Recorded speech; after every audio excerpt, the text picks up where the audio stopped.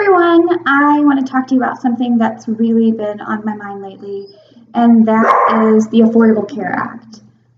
You'll have to excuse Maggie May. She wants to make sure she's heard. Before we really get started, I just want to tell you that I pledge no allegiance to any political party. I am more concerned about the issues and how we handle them than claiming I'm a Republican or a Democrat. The fact of the matter is I'm somewhere in between the two parties on a lot of issues. I was completely against the Affordable Care Act whenever it was being talked about and coming into place. I worked in administration at a small dermatology practice, and I saw just how much business owners could be penalized while trying to do right by their employees.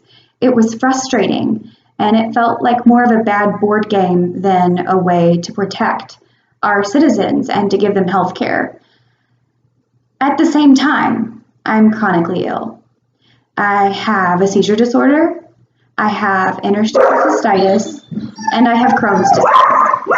Maggie, are you done? I think that's a yes for now. Those three conditions keep me visiting the doctor's office almost like it's my second job.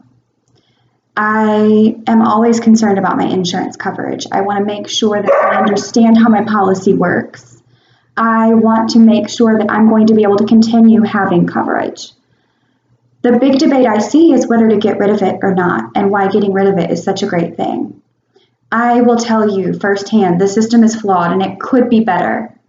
But take a moment before you decide that you want to see someone in office just because they'll do away with the Affordable Care Act and realize what that means for everyone else.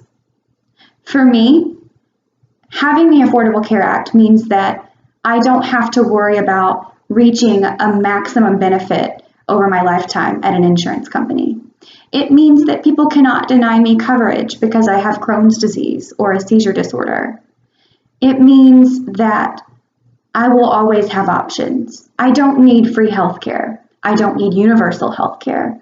What I need is someone to be willing to take my money and insure me. They currently are doing that. But this week I ran some numbers. If I had stayed with Anthem Blue Cross Blue Shield for the last 2 years, I would have more than likely already met my maximum lifetime benefit that was in place before the Affordable Care Act was put into place. Then I applied those numbers to my current insurer. And I realized that if people were still able to have maximum lifetime benefits, I would reach that in another 10 years with this insurer alone. What happens when you meet those? What happens when you meet them at multiple companies? Do you go into debt, burying yourself with medical bills? Do you go bankrupt? And then still, how do you continue to take care of yourself?